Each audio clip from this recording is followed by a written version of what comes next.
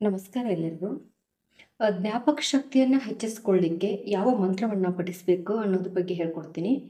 ಏನಾಗತ್ತೆ ಅಂದರೆ ತುಂಬ ವಿಚಾರಗಳು ಮಾಡೋದ್ರಿಂದ ಅಥವಾ ಯಾವುದೋ ಒಂದು ಕೆಲಸದ ಸ್ಟ್ರೆಸ್ಸಿಂದ ಒಂದಷ್ಟು ವಿಷಯಗಳನ್ನ ಮರಿತಾ ಇರ್ತೀವಿ. ಮಕ್ಕಳು ಕೂಡ ಜ್ಞಾಪಕ ಶಕ್ತಿಯನ್ನು ಕಮ್ಮಿ ಮಾಡ್ಕೊಳ್ತಾ ಇರ್ತಾರೆ. ಮೊಬೈಲ್ ನೋಡೋದ್ರಿಂದ ಆಗಿರ್ಬೋದು ಅಥವಾ ಇನ್ಯಾವುದೋ ಆ್ಯಕ್ಟಿವಿಟೀಸ್‌ನಲ್ಲಿ ಇನ್ವಾಲ್ವ್ ಆಗಿಬಿಟ್ಟು ನೆನಪಿನ ಶಕ್ತಿ ಕಮ್ಮಿ ಆಗ್ತಾ ಬರುತ್ತೆ.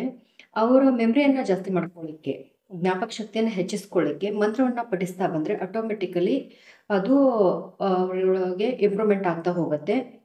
ಮಂತ್ರ ಏನಪ್ಪ ಅಂದರೆ ಓಂ ಅರಪಚನ ಧೀಂ ಸ್ವಾಹ, ಓಂ ಅರಪಚನ ಧೀಂ ಸ್ವಾಹ. ಈ ಮಂತ್ರವನ್ನು 27 ಬಾರಿ ದಿನಾಲೂ ಅವರು ಪಠಿಸ್ತಾ ಬಂದರೆ ಅವರ ಮೆಮರಿ ಪವರ್ ಜಾಸ್ತಿ ಆಗಿಬಿಟ್ಟು ಓದೋದೆಲ್ಲ ನೆನಪಿಗೆ ಉಳಿದ್ಬಿಟ್ಟು ಅವರು ಎಕ್ಸಾಮ್ದಲ್ಲಿ ಸ್ಕೋರ್ ಕೂಡ ಜಾಸ್ತಿ ಮಾಡ್ಕೊಳ್ತಾರೆ.